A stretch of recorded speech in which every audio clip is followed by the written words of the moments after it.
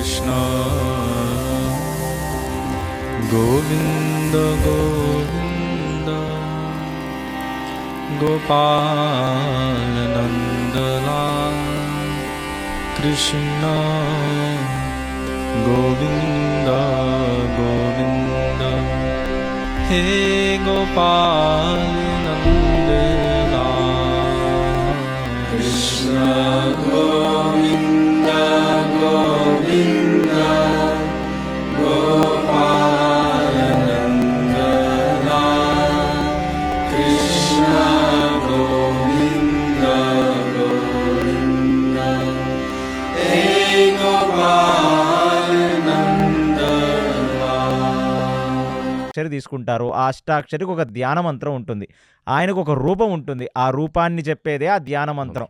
ఆ ధ్యాన మంత్రాన్ని మనం అంతర్ముఖంగా చదివి, అంటే అంతర్ముఖంగా దాని యొక్క ఆ ధ్యాన మంత్రం ఏం చెప్తుంది, ఆ మంత్ర అభిమాన దేవత, ఆ మంత్ర అధిష్టాన దేవత ఎలా ఉంటాడు, ఆయన శంకుచక్రాలు ఎక్కడ పెట్టుకుంటాడు, ఆయన కిరీటం ఏమిటి, ఆయన యొక్క రూపవర్ణన ఉంటుంది ఆ ధ్యాన మంత్రంలో. ఆ ధ్యాన మంత్రాన్ని మన మనసులో చదివి అప్పుడు ఆ అధిష్టాన దేవతను మన హృదయంలో నిలపటమో లేకపోతే మన సుషుమ్నంలో నిలపటం లాంటిది చేసి అప్పుడు ఆ మంత్రాన్ని జపించాలి. ఆ మంత్రాన్ని జపించిన తర్వాత మంత్రానికి తగ్గట్టుగా దానికి తర్పణం వదలాలి. తర్పణం వదిలిన తర్వాత మళ్ళీ ఆ ధ్యాన మంత్రాన్ని జపించి అనుష్ఠుప్ చందదేవస్సులకు మనం ప్రార్థించి తర్వాత అంగన్యాస కరన్యాసముల ద్వారా ప్రాణాయామం చెయ్యటంతో ఒక సైకిల్, ఒక మంత్రం ఎలా చేయాలనేది ఇంత డీటెయిల్ ఎక్స్ప్లెనేషన్ ఉంది. ఇది వైదిక సంప్రదాయంలో ప్రేక్షకులందరికీ నేను చెప్పేది ఏంటంటే, మోక్ష సాధన చెయ్యాలనుకున్న ప్రతి వ్యక్తి గురుముఖంగా మంత్రం తీసుకొని ఆ మంత్రాన్ని ప్రతిరోజు ఇలా అనుష్ఠిస్తే అప్పుడు తనకు మోక్ష మార్గం సులువుగా దొరుకుతుంది. ఇది శాస్త్రం. నేను మా గురువుగారిని అడిగాను, మీరు నాకు మంత్రం ఇచ్చారు, మరి ఈ మంత్రంలో ఉన్న అభిమాన దేవత అధిష్టాన దేవతను నేను ధ్యానం చెయ్యాలి. నేను ధ్యానం చేస్తున్నప్పుడు ఏమని ఆలోచించాలి, ఆయనకి చక్రం ఇక్కడుంది, శంఖం ఇక్కడుంది, ఇవి ఇక్కడున్నాయి, అవి ఇక్కడున్నాయి అన్నీ చెప్తుంది కదా, అప్పుడు నేను ఏమని ఆలోచించాలి, ఎక్కడ నేను ఆలోచించాలంటే నీ మనసులో నిలపాలి. ముందు ఆ మంత్రాన్ని నీ మనసులో నిలపాలి. ఆ మనస్సుకి అభిమాన దేవత ఎవరు అనే క్వశ్చన్ మా గురువు గారు నన్ను అడిగారు. అప్పుడు ఫస్ట్ టైం నాకు అనిపించింది, దానికి నారాయణుడే కదండి, నేను ఈ మంత్రాన్ని తీసుకున్నాను, మంత్రాన్ని అనుష్ఠిస్తున్నాను, కాబట్టి ప్రత్యేకించి మనసుకంటూ ఒక అధిష్టాన దేవత అభిమాన దేవతలు ఉంటారా, నారాయణుడే కదా అని. తప్పు. ఎందుకంటే మీ మనస్సుకి అధిష్టాన దేవత అభిమాన దేవత పరమశివుడు. అది నా జీవితంలో నాకు శివతత్వం అర్థమైన మొదటి రోజు. అదేమిటి స్వామి ఎందుకలాగా అంటే, పంచభూతాలు ఎవరు, ఈ పంచభూతాలు శివపార్వతుల సంగమము వల్ల వారికి పుట్టిన పిల్లలే ఈ పంచభూతాలు. అంటే ఒక జీవుడు ఒక దేహాన్ని పొందాలి అంటే శివపార్వతుల అనుగ్రహం లేనిది తనకు ఈ పంచభూతాకృతమైన దేహం ఆయనకి దొరకదు. అందుకే శివుణ్ణి భూతనాథుడు అంటారు. అందుకనే శివుణ్ణి భూతనాథుడు అంటాడు. ఆ భూతాలన్నిటికీ అంటే పంచభూతాలకి సమస్త భూతాలకు కూడా ఆయనే అధిపతి.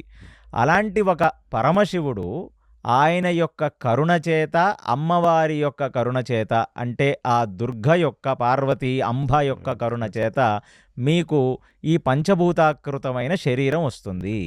ఆ శరీరంతో మీరు ధర్మయుక్తంగా బ్రతకాలి. కానీ మీరు ఇష్టం వచ్చినట్టు బ్రతుకుతారు. కొందరు ధర్మయుక్తంగా బ్రతుకుతారు, కొందరు చెప్పాం ఆ చవనుడి యొక్క ప్రస్థానంలో అగ్నిదేవుడికి బ్రహ్మదేవుడు ఇచ్చాడు. అగ్ని దేనిని ముట్టుకున్నా పవిత్రమైపోతుంది. సర్వభక్షకుడే కాక దేన్ని ముట్టుకున్నా పవిత్రమైపోతుంది అది.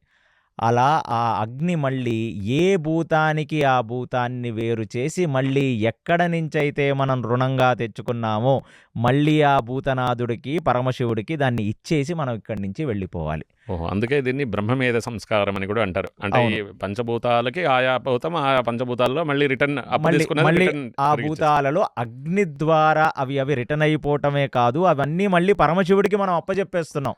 అంటే నీ దగ్గర అప్పు తీసుకున్నాను నాయన, నేను కర్మభూమిలో పుట్టాను కాబట్టి నీ దగ్గర అప్పు తీసుకొని వచ్చాను. ఇక్కడ నేను నా కర్మని చేశాను, సత్కర్మని చేసినా దుష్కర్మని చేసినా మళ్ళీ శివుడికి మనం వడ్డీ కట్టి వెళ్ళిపోవాల్సిందే. వడ్డీ అంటే అసలు ఆయన వడ్డీయే తీసుకోడు, ఏది ఇచ్చాడో అది ఆయనకి తిరిగి ఇవ్వాల్సిందే. అలాంటి ఒక కృతజ్ఞతా భావనగా ప్రతి జీవుడు భూమి మీద పుట్టినందుకు శివుడు పట్ల, ఆ తల్లి పార్వతి పట్ల కృతజ్ఞతగా ఉండాలి. నువ్వు ఏ సంప్రదాయమైనా కావచ్చు.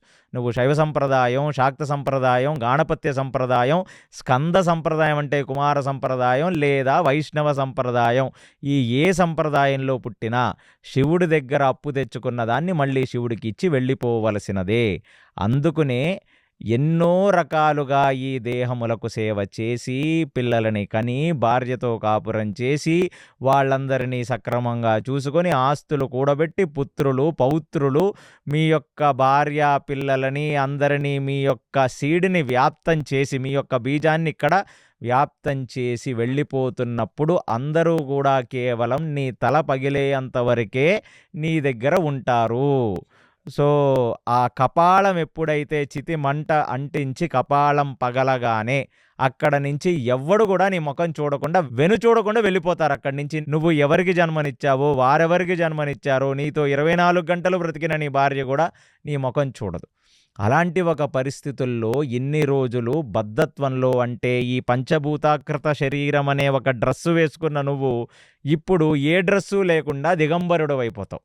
అంటే నీ ఆత్మ ఇప్పుడు ధారణ చేయటానికి ఒక ప్లేస్ లేదు నీకు. అలాంటి ఒక పరిస్థితుల్లో ఆ శరీరం మొత్తం దగ్ధమైపోయి అగ్నికి అగ్నిగా, వాయువుకి వాయువుగా, భూమికి భూమిగా, నీరుకు నీరుగా, ఆకాశానికి ఆకాశంగా విడిపోయి మళ్ళీ ఆ శివైక్యం చెందిన తర్వాత ఈ శరీరం అంతా పంచభూతాలు శివుడిలో లీనమైపోయిన తర్వాత మిగిలేది బట్టలు లేని ఆ ఆత్మ మాత్రమే. మరి అన్ని రోజులు నువ్వు ఆత్మస్వరూపంగా మోక్ష సాధన చేసిన వాడివి కాదు కదా, ఈ దేహమే నేననుకొని బ్రతికిన వాడివి. మరి ఒక్కసారిగా దేహం పోతే మరి ఏం చేస్తావు? ఎక్కడ లేని భయం కలుగుతుంది. ఆ భయం ఎవరికి కలుగుతుంది? భయం అనేది సూక్ష్మ శరీరానికి కలుగుతుంది. అంటే మనసు, బుద్ధి, అహంకారం. అంటే భయం ఇప్పుడు దేనికి కలిగింది? శరీరానికి కలిగిందా? మనసుకు కలిగింది. కామం అనేది దేనికి కలిగింది? మనసుకు కలిగింది. ఆ మనసు, బుద్ధి, అహంకారాలనే సూక్ష్మ శరీరం నీ ఆత్మని పట్టుకొని ఉంటుంది. అలాంటి సమయంలో నీకు భయం కలిగి ఒక్కసారిగా అక్కడున్న పిశాచ, ప్రయత, నిశాచ లాంటి గణములన్నీ చూచి ఒక జీవుడు బిత్తిరిపోతాడంట. అంటే ఎక్కడ లేని భయాందోళనకు గురవుతాడు. అప్పుడు అక్కడ కపాళములన్నీ తన మెడలో ధరించి జటాజూటాన్ని విప్పి, నువ్వు ఏ శవం మీదైతే నువ్వు కాలిపోయి నీ చితి భస్మం అక్కడ మొత్తం భస్మం అయిపోతుందో ఆ భస్మాన్ని తన ఒంటికి రాసుకుంటూ ఒక వ్యక్తి కనపడతాడు నీకు. ఆయనే సదాశివుడు, పరమశివుడు, బోలాశంకరుడు. ఎందుకంటే చివరాఖరిగా నీకు దర్శనం ఇచ్చేది కూడా ఆ శంకరుడే. చెప్పి ఏమని చెప్తాడంటే, ఏమీ బాధపడద్దు, నువ్వు ఎలాంటి వాడివైనా కావచ్చు, ఏమీ బాధపడద్దు నాయన, నేనున్నాను నీకు అని చెప్పి ఒక హామీ ఇచ్చి, ఎవరూ లేని ఆ ఆత్మల యొక్క ఉద్ధతికి కృషి చేసేవాడు, ఆ ఆత్మలను ఆలింగనం చేసుకునేవాడే ఈ పరమశివుడు. అందుకనే ఆయన శ్మశానాల్లో తిరుగుతుంటాడు. ఆ శ్మశాన రుద్రుడు అంటాం. శ్మశానాల్లో తిరుగుతుంటాడు. అలాంటి చితిమంటల్లోంచి వచ్చిన భస్మాన్ని తన శరీరానికి ఎందుకు రాసుకుంటాడంటే, ఆ ఆత్మలు ఎన్నో రకాల పాపాలు చేసి విపరీతమైన బాధలు పడుతూ, ఇంకా పాపకర్మని అనుభవించి ఎన్నో రకాల బాధలు పడాలి. కనీసం చనిపోయిన ఆ శరీరానికి వచ్చిన ఆ భస్మాన్ని తన ఒంటికి రాసుకుంటే ఆ జీవుడు చేసిన పాపములు తగ్గి ఎంతో కొంత పునీతుడవుతాడని చేస్తున్నాడు ఈయన.